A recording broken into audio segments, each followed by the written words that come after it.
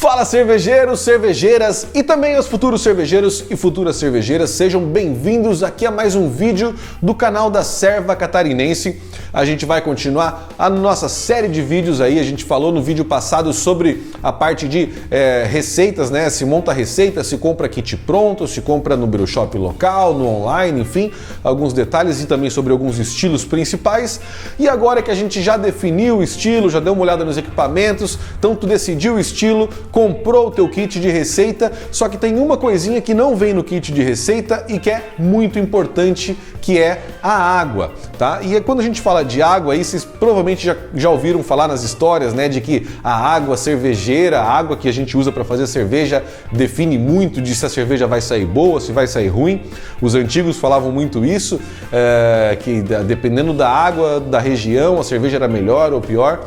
Mas enfim, vamos falar um pouquinho sobre esse principal ingrediente. A gente não vai entrar aqui muito a fundo em aspectos químicos, mas alguns detalhes para vocês escolherem a melhor água e alguns detalhes importantes para vocês cuidarem. Então, que água que a gente pode usar, né? Qual é a água que pode ser usada para fazer cerveja?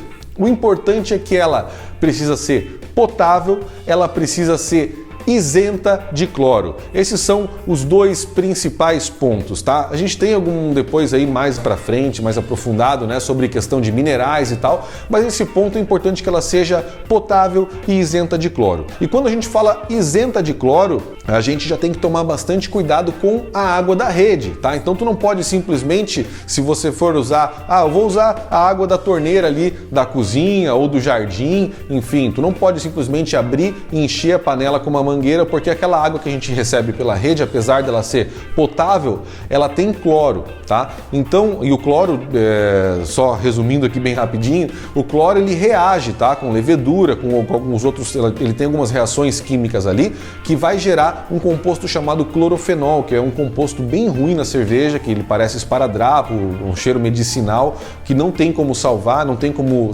tirar da cerveja, então por isso que eu estou ressaltando, batendo bastante na tecla que não pode ter cloro. Então, caso vocês forem quiserem usar a água da rede, tem que passar por um filtro de carvão ativado para tirar o cloro, normalmente de 2 estágios pelo menos. Então, esse é um ponto bem importante caso vocês queiram usar a água da rede. Pode usar, a grande maioria dos cervejeiros, quando começa a aumentar o volume de produção, acaba usando a água da rede, mas passando por esses filtros de 3 estágios para tirar todo tipo de impureza e principalmente o cloro, que é o nosso principal inimigo quando a gente fala de água cervejeira. Uma outra opção da gente usar a água, muita gente fala, eu tenho na minha casa da minha mãe, eu tenho um sítio que tem um poço, que tem uma água muito boa. As águas de poço aqui no Brasil, normalmente elas são bem boas para fazer cerveja. Várias análises que eu já vi da galera que fez análise de água, elas são uma água que não tem muitos minerais, o pH estava normalmente ok, não tem cloro, obviamente, porque é de poço, mas tem algumas regiões que tendem a ter, dependendo do solo e tudo mais, a água pode ter muitos minerais, e aí pode acabar atrapalhando um pouquinho a tua cerveja, tá? Então, principalmente o ferro, muitas águas têm ferro em excesso e pode trazer problemas aí para cerveja. Então, não acho que seja uma primeira água para se utilizar. Se for usar água de poço, o ideal é que faça uma análise e tudo mais. E aí a gente vai chegar no terceiro ponto aqui de água que a gente pode chamar, que é a água de galão, e é o que eu vou recomendar para todo mundo que está começando, tá? Tá começando a fazer cerveja, compra água mineral de galão. É a melhor garantia que vocês têm, que vocês vão estar com uma água ali sem cloro, limpinha, longe de contaminante, de qualquer tipo de contaminante. Aqui vocês podem ver a composição química da água, tá? Então é um ponto importante. Obviamente, eu falei para vocês, né? Não é tão importante que vocês entendam nada dessa parte química da água, mas pelo menos o pH é um detalhe legal. pH para a gente poder produzir cerveja, a gente vai falar isso mais para frente com mais detalhe, mas o pH que a gente precisa para fazer cerveja normalmente é na faixa aí de 5.5, entre 5.2 a 5.7, tá? Então a água que a gente vai usar, quanto mais próximo próximo aí, abaixo de 7 de pH principalmente, um pouquinho, essa aqui tem pH de 6, tá? É uma água com pH um pouquinho bem baixo, que é ótimo pra gente fazer cerveja.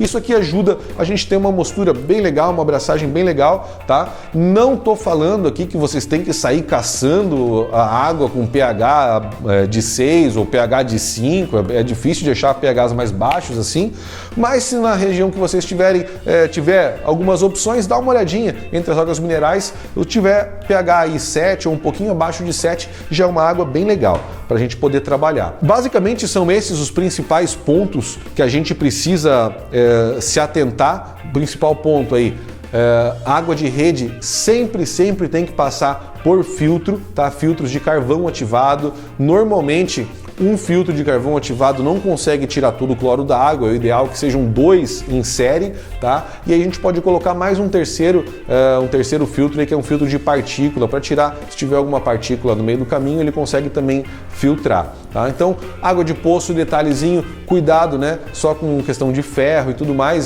se for usar, eu recomendo que façam uma análise antes. E como garantia, né, vão para a aguinha de galão, que o nosso galão de água mineral é nosso grande amigo, tá? Principalmente para quem está começando, fazendo aí 20 litros, 30 litros, dá para usar água de galão tranquilo, não fica muito caro, né, para a gente comprar 2, 3 galões desse aqui, então acaba ficando um pouco mais caro para quem já vai começar fazendo aí 60, 80 litros, aí fica um pouco mais puxado, né, que vai ter que acabar usando aí às vezes 120, 130 litros de água, então seriam muitos galões para a gente ter que comprar, e aí vale mais a pena realmente investir num filtro aí para usar a água da rede. Mas, no geral, a bombona vale muito a pena e é garantido que vocês vão ter uma água bem legal, tá? Vocês vão provavelmente ouvir mais para frente, para a galera que está estudando um pouquinho mais, aí quem está aqui assistindo esses vídeos com certeza porque está querendo se aprofundar e entender um pouquinho melhor. Tem algumas pessoas que falam, né, sobre um método de usar a vitamina C para tirar o cloro da água. Foram feitos alguns testes, de fato parece que o cloro ele é eliminado, ele é convertido na verdade, e a gente fica sem esse problema do clorofenol, mas eu ainda prefiro, como garantia, né, de que a gente prefira comprar uma água mineral ou usar um filtro realmente para tirar o cloro de fato e não ter só uma reação ali para a gente volatilizar meio que assim o cloro. Então, esses são os principais pontos, muita atenção. A questão da água de minerais, a gente provavelmente vai ter algum vídeo mais para frente falando um pouquinho mais a fundo, né, sobre como cada composto ali, cada mineral da água vai interferir na cerveja. Então a gente tem cálcio, sulfato, cloreto, zinco, enfim, sódio, tem um monte de sais aí que cada um deles impacta de uma maneira na cerveja, e a gente pode fazer correção de sais também. Para quem já deu uma olhadinha aí um pouco mais a fundo, já deve ter visto que água é um tema gigantesco, tá? Então se a gente tem dentro da Serva, inclusive, a gente tem